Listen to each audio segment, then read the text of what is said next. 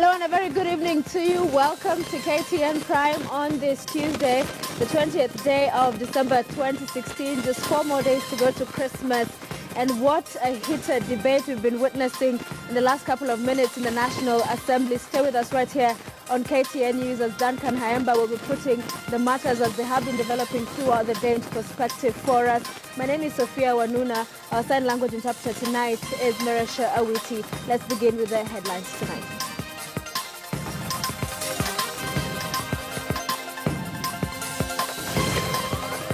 The reports which have come from many of you.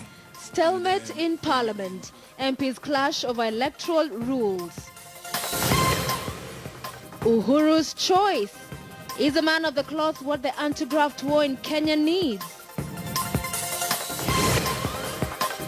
Doctors' Union officials in hot soup as court finds them in contempt. President Uhuru in breach of the law. Court rules cabinet is wrongly constituted.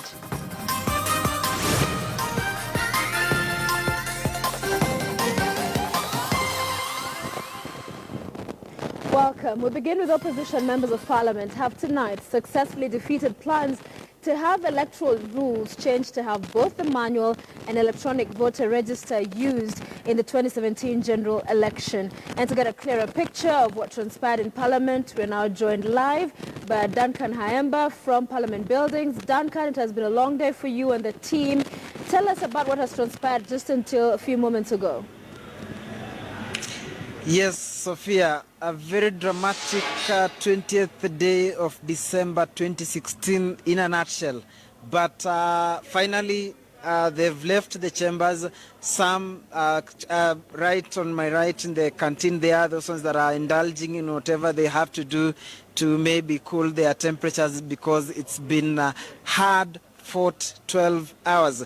Few minutes ago, what happened after, remember that according to the special sitting, the House was supposed to sit from 9:30 a.m. or 9:30 in the morning until 6:30 p.m. or 6:30 in the evening. Now, initially, ordinarily, 30 minutes before that time comes to an end, a member is supposed to move to alert the speaker that they seek extension. That one didn't happen. So what happened? They were discussing some other issues, of course, in the name of trying to buy time until when 6:30 elapsed, exactly 6:32, Suna East Member of Parliament Junet Mohammed rose on a point of order and wanted to know wanted the Speaker to rule whether it was proper that the House was transacting business beyond the gazetted time, and that's where the drama began. Of course, after push and pull, points of order and counter points of order, the Speaker finally made a ruling at exactly 7:55 or 1955 hours and said that he invoked Article 256 of the Standing Orders and said the members have to do whatever they have to transact within a window of 55 minutes.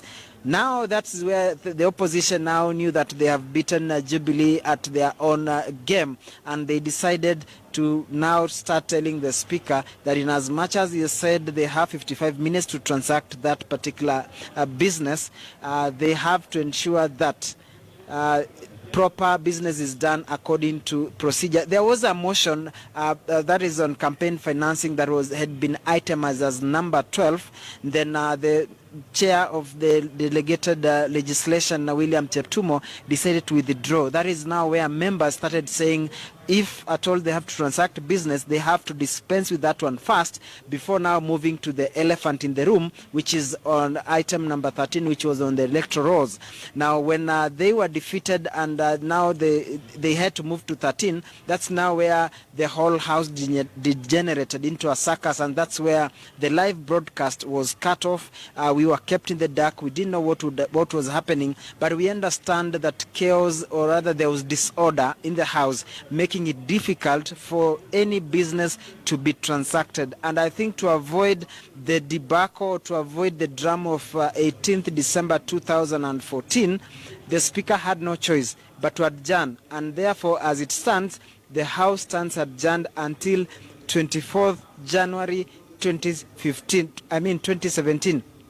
That means it's a plus to court because they didn't want that particular law to be actually touched, and that is where the bone of contention was. So that is the drama that has ensued. Of course, we've had the privilege of getting live comments from members of the court team that have come. Of course, they were chanting "Yote Wezekana Bila Duale" and saying that finally Kenyans have won.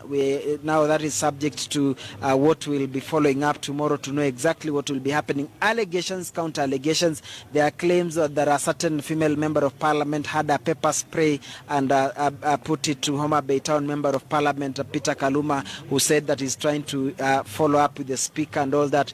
Nothing much. That's a few minutes ago. Our own photographer Omusula from the Standard has been roughed up by the sergeant at arms who threw his bag down because he wanted to exit parliament behind me. So it's really charged here. Of course, network fluctuations a moment you are on, but now that is that is now water under the bridge. I'm really tired and I think I have to end it there, but this is what we had in the course of the day, or earlier on this is what we had. After that, I think Sophia, take it away.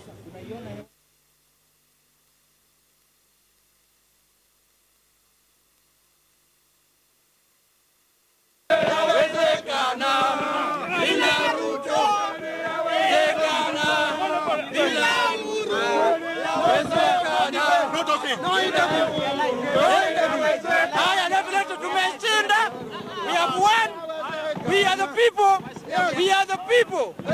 We are the people. You are live on KTN. We are live on KTN. We are the people. United shall never be defeated. Our people united shall never be defeated. Our people united shall never be defeated. Our people united shall never be defeated. Our people united shall never be defeated. Our people united shall never be defeated. Our people united shall never be defeated. Our people united shall never be defeated.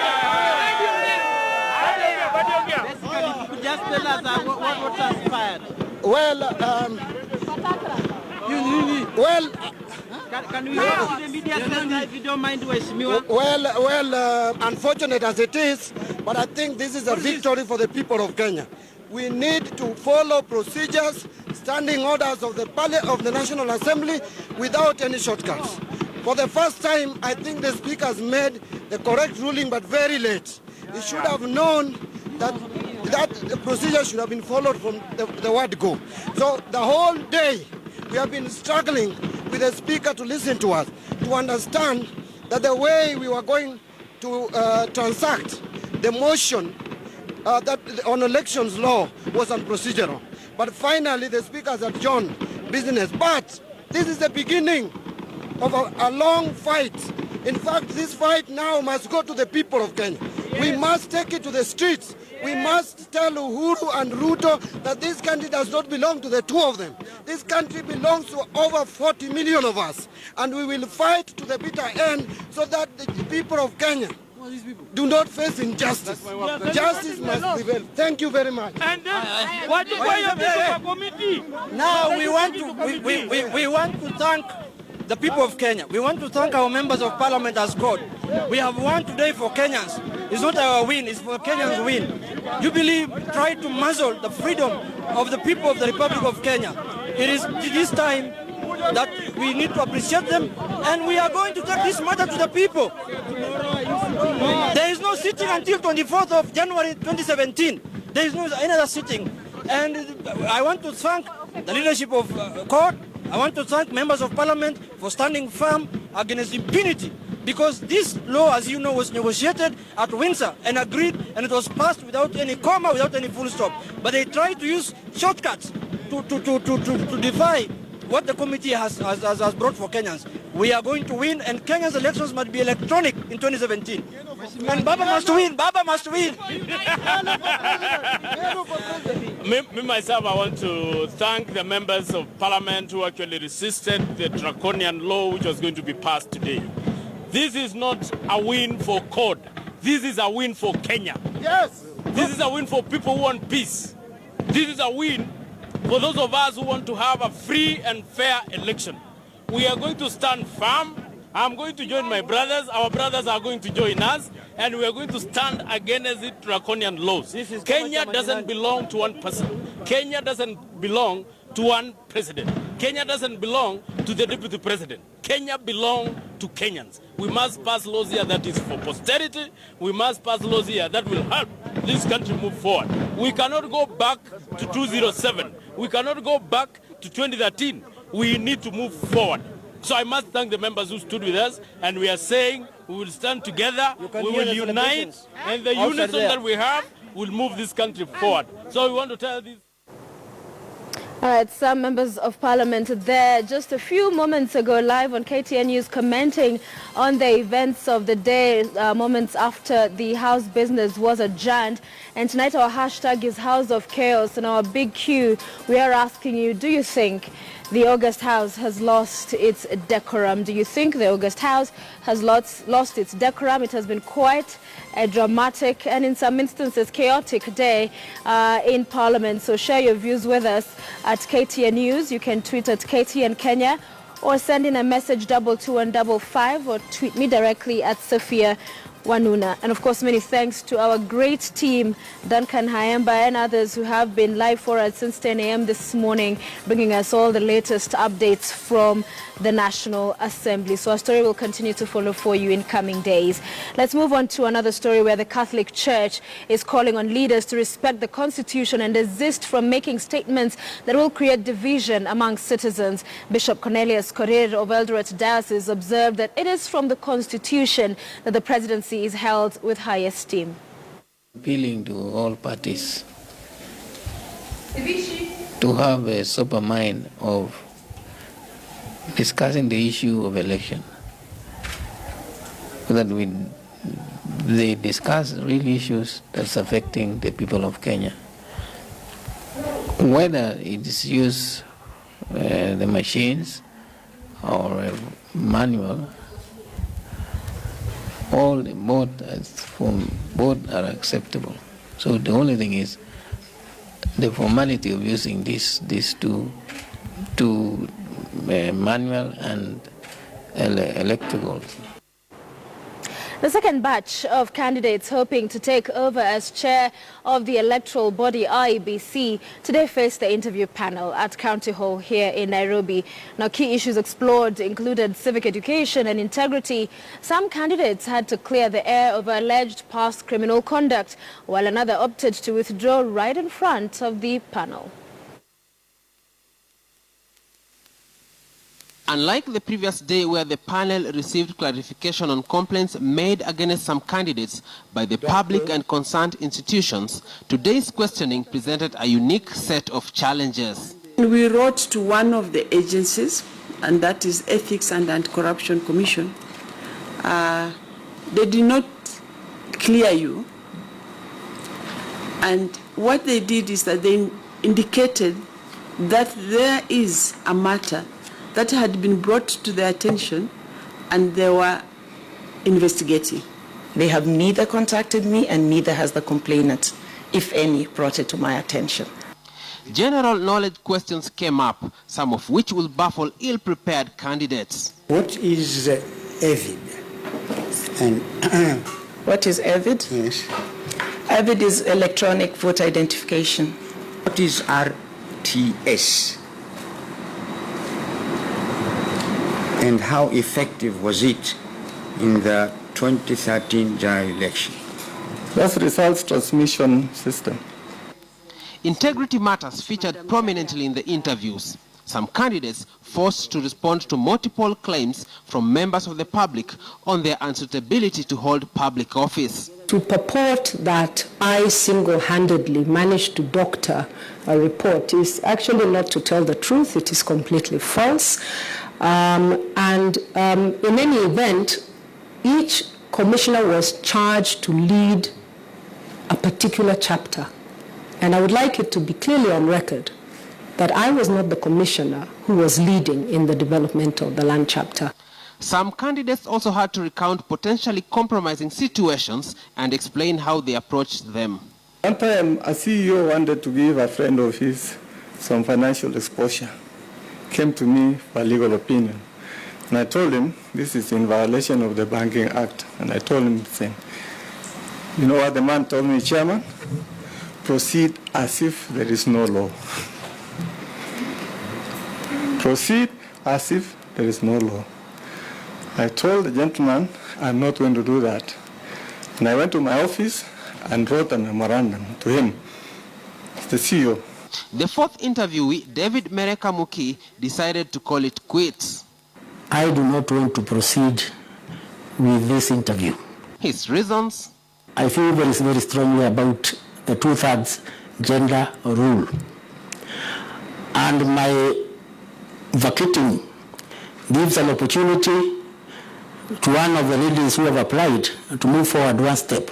Last on the schedule was Mutaha Kangu, devolution expert and lawyer. My starting point would be getting the full grasp of the legal framework and other aspects so that when I speak before my colleagues, they know we have a chair who understands what we are supposed to do. The selection panel will forward 2 names to the president for consideration for the post of IEBC chair, after which he will forward 1 name for parliamentary approval. Mark Namaswa, KTN News. President Uhuru Kenyatta has nominated retired head of the Anglican Church, Eliud Wabukala, to chair Kenya's anti-corruption organ EACC.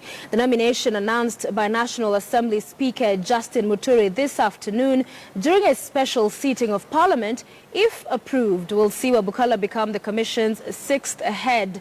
But can the soft-spoken cleric be able to steer a commission plagued with controversy surrounding the fight against graft in the country? Well, KTN's Timothy Otieno explores. The President conveys that in excess of powers vested in him under Section 3 and 5 of the Ethics and Anti-Corruption Commission Act of 2011, he has nominated Archbishop retired Eliud Wabukala Wamukehe for appointment as the chairperson of the Ethics and Anti-Corruption Commission. The statement made amidst a heated political battle playing out at the floor of Parliament Tuesday afternoon would mean 65-year-old Eliud Wabukala beat out 5 other individuals to be nominated for the post of the chair of the country's largest anti-graft body. Pending vetting and approval by Parliament before he assumes office, the former head of the Anglican Church may perhaps be walking into an avalanche of corruption cases awaiting conclusion for a commission that has in the past been accused of going to bed with corrupt individuals. I think as a people we need to come back and build from where we have arrived and make this country a nice country. Wabukala, who until June this year was the Archbishop of the Anglican Church, has over time in service to the church pronounced himself on matters affecting the country's political and economic trajectory. Let us all, as leaders, Christian leaders, Muslim leaders, unite in condemning these activities. But the religious leader is no stranger to fighting graft. For a man famed for being soft-spoken, his ironic hard stance on corruption would have him appointed to the chair of the National Anti-Corruption Campaign Steering Committee in 2009, a position he holds to this day. For a commission that has seen the top position riddled with controversy, having seen the exit of the first chairman of the then Kenya Anti-Corruption Commission, Harun Mwau. And I have today tendered our resignations.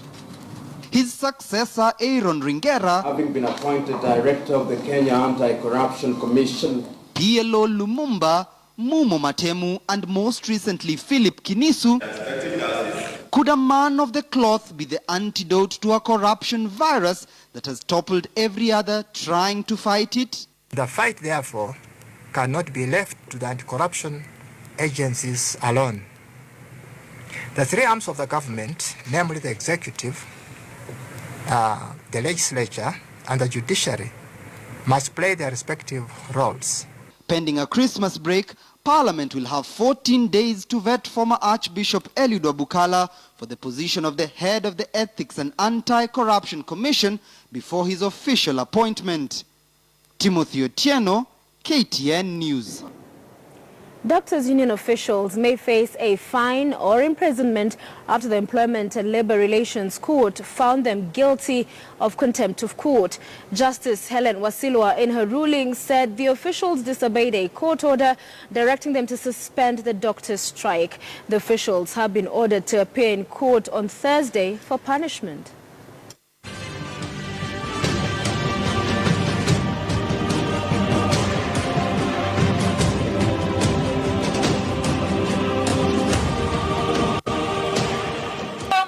kunyanyasa daktari.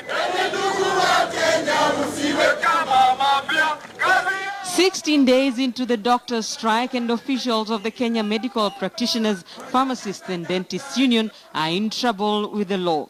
Following an application by the Council of Governors, the Employment and Labour Relations Court has found top union officials guilty of contempt of court. The Council of Governors, in its application, has sought to have the union officials jailed for 3 months or fined for failing to call off the strike, as directed by the court. It is apparent that the respondents and these officials were aware of the court order, but they have blatantly refused or ignored to obey.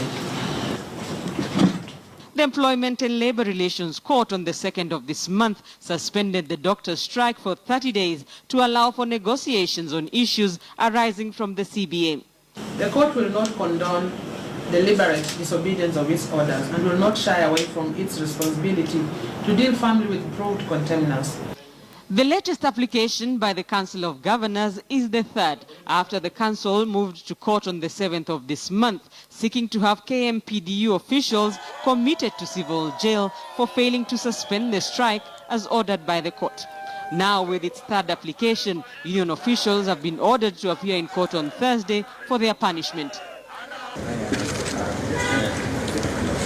Several talks to try and strike a deal with the doctors have failed, and the pain and anguish of patients seeking medical attention in public hospitals continues with no solution in sight, as the doctors stick to their demand for the implementation of the June 2013 CBA, which offers a 300% pay increase. Grita Tinina, KTN News.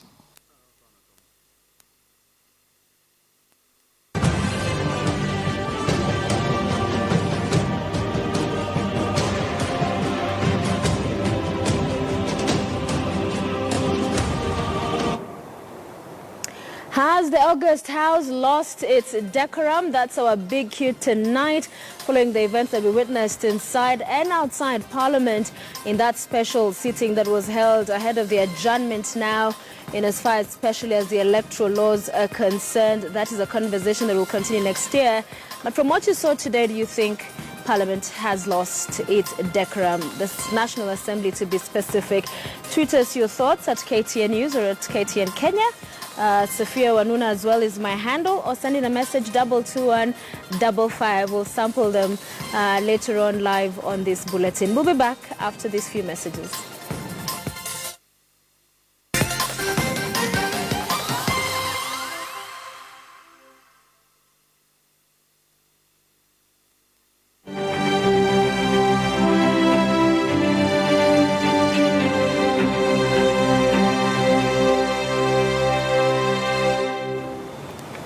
Good evening and welcome back to KTN Prime. It is time to continue our focus on the counties in 47 days of accountability, and tonight our eye is on Embu County, what the auditor had to say in his report 2014-2015 financial year.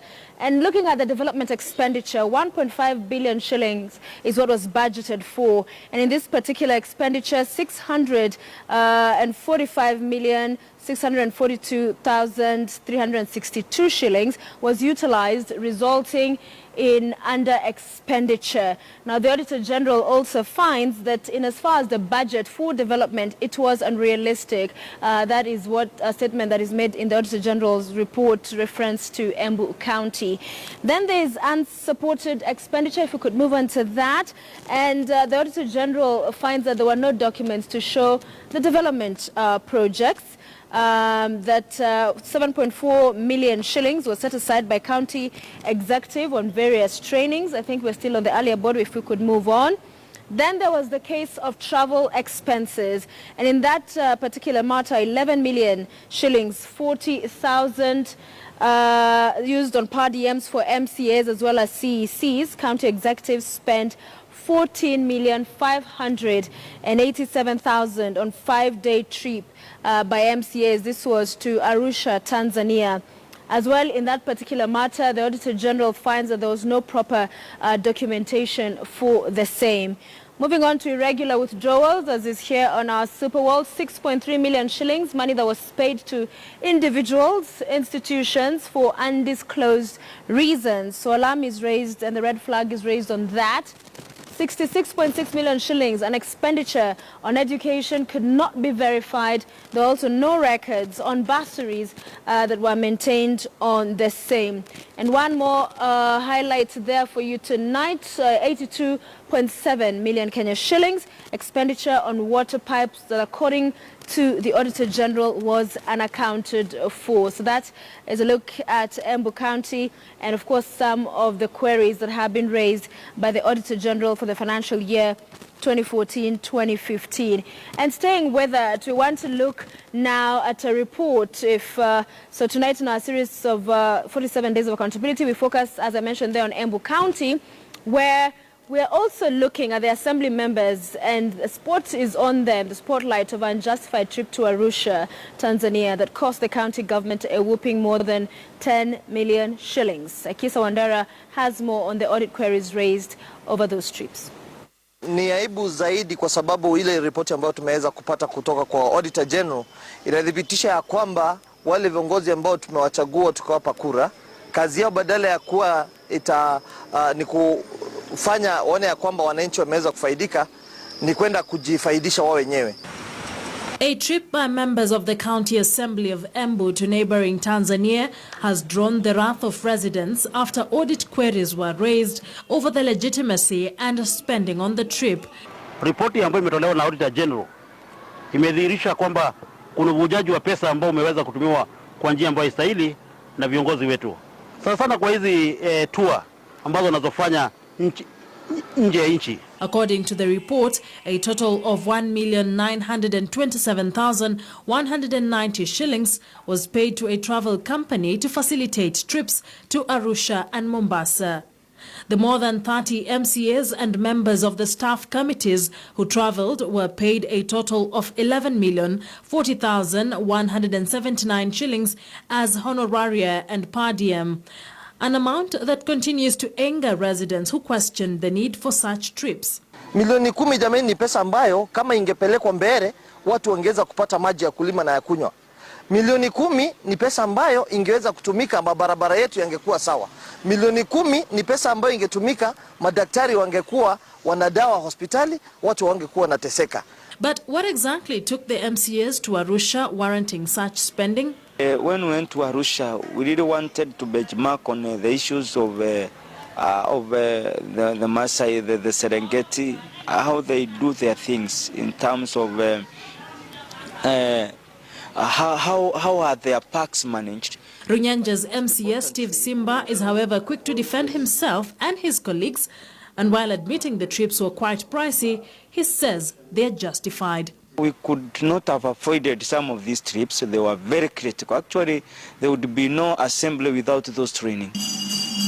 For every one trip, the MCAs spend 10 or 7 days, and according to the report, they always hire a bus that can accommodate all of them.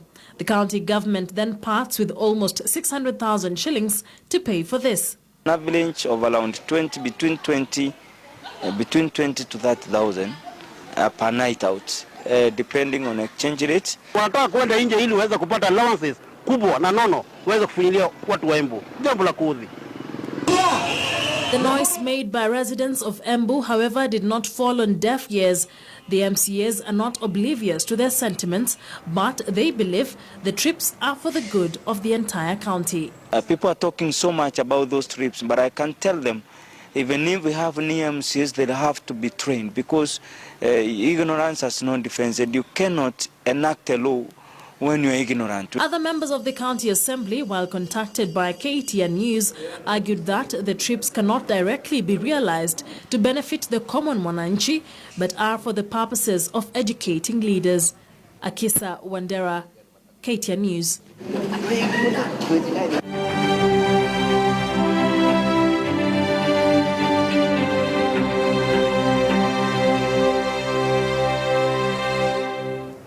So it's the festive season, increased travels as well as hotel bookings. But what does that mean for the tourism industry? Well, stay with us because our Joy Dorinbera will be coming up next with Business Today with all the latest in that front and other business news.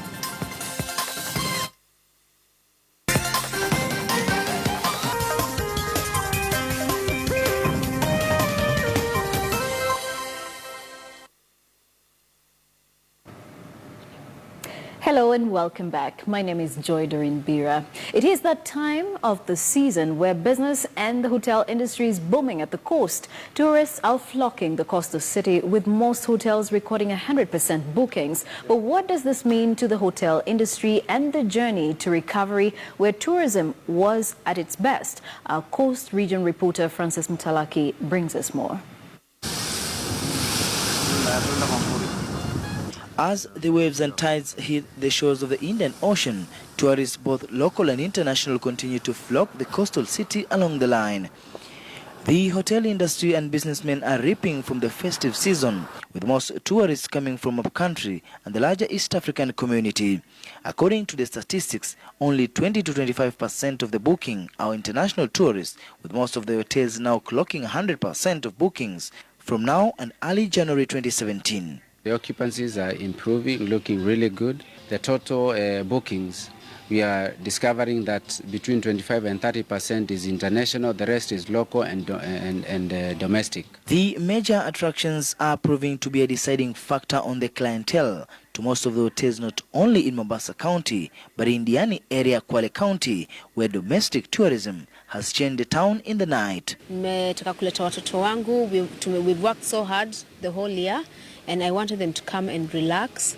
The beaches are very calm and beautiful. I love it.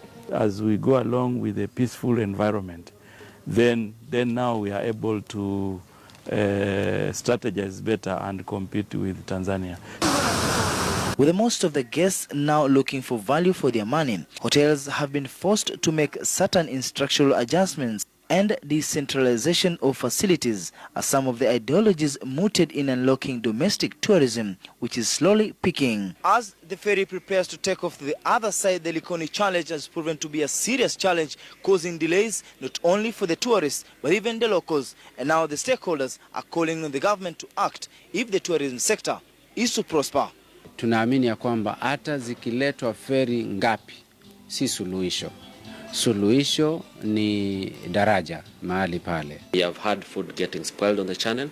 We have had cases of suppliers increasing the cost of supplies, and therefore we hope that this is going to be addressed so that we are able to make that experience memorable and the destination to actually be affordable.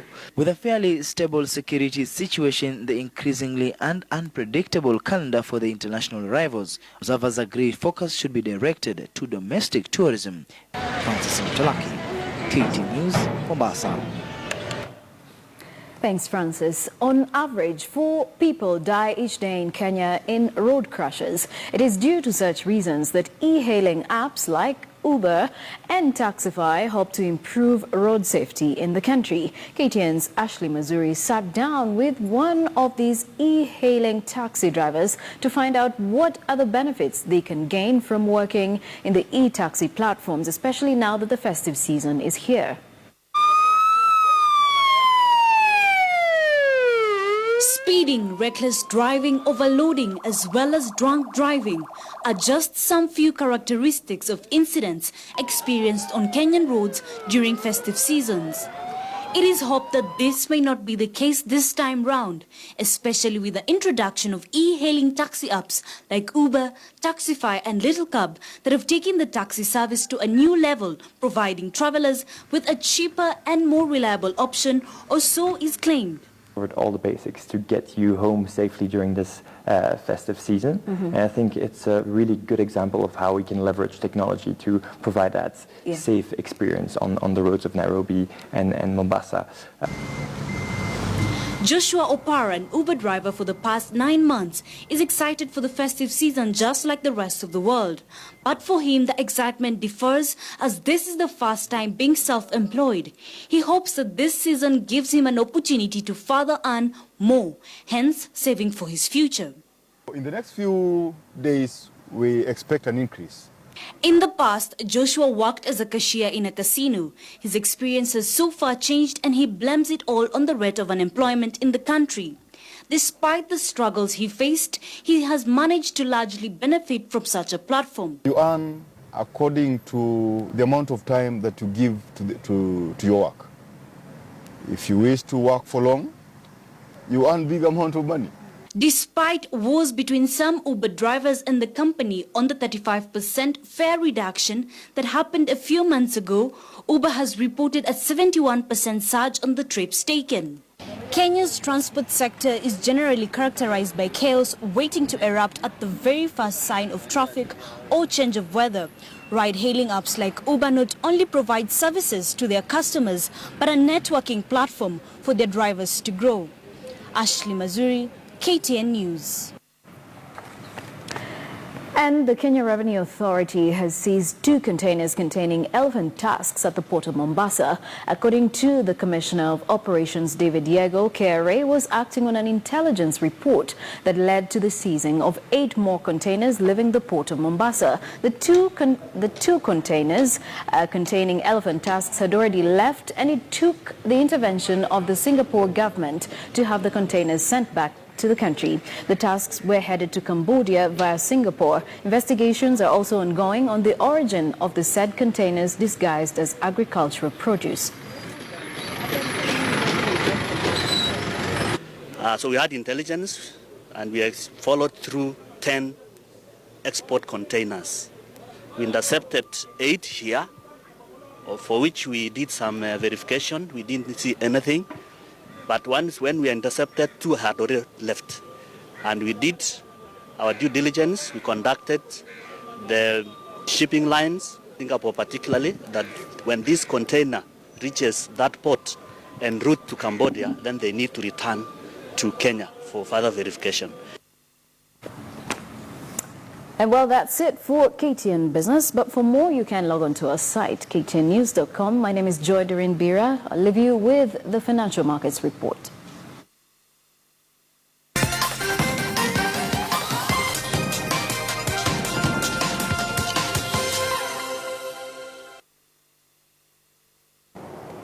Welcome back to KTN Prime in Sports News tonight. Strathmore University men's handball team are the handball champions in the just concluded 10th edition of the East Africa University Games after beating their opponents Ndeje University from Uganda 33-24. Kenya's Masinda Muliro University Queens lifted the ladies football title after upsetting Kiabogo University from Uganda 2-0, while in men's football, Uganda's Kampala University defeated Zanzibar University 2-1 to win the men's football title. However, Uganda's Ndeje University carried the day as they were crowned the overall champions of the East Africa University Games for the 5th time in a row after dominating in most games, including volleyball, basketball, athletics and indoor games in the entire competition, bagging 94 medals total.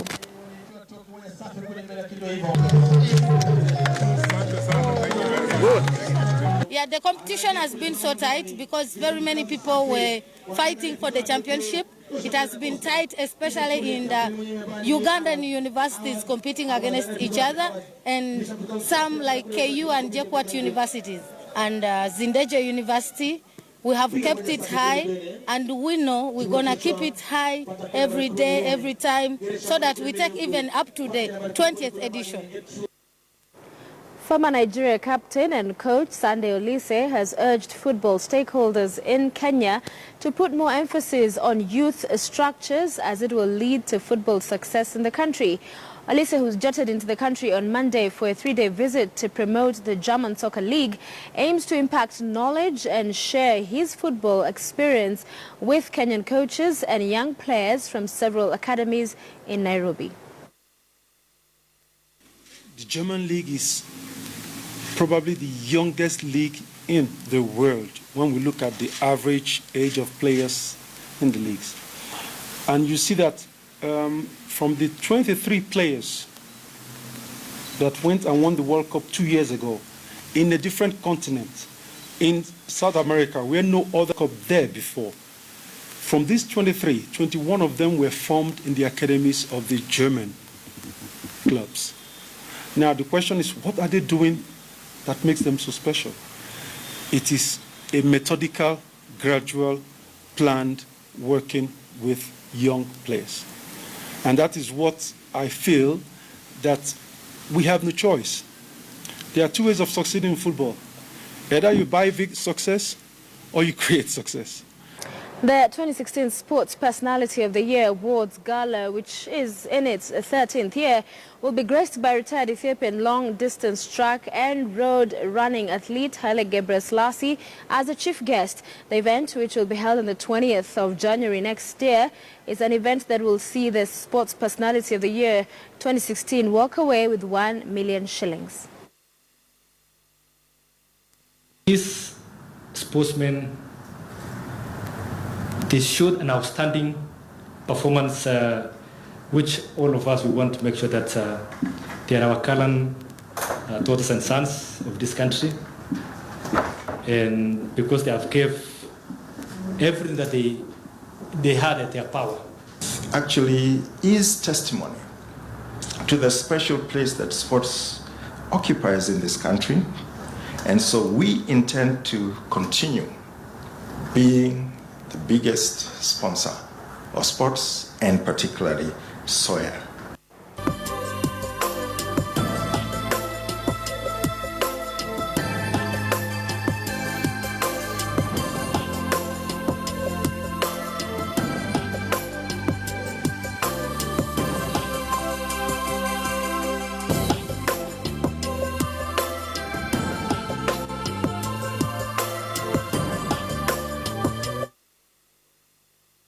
From the Kenyan coast, I am Francis Ontomwa. This is KTN News.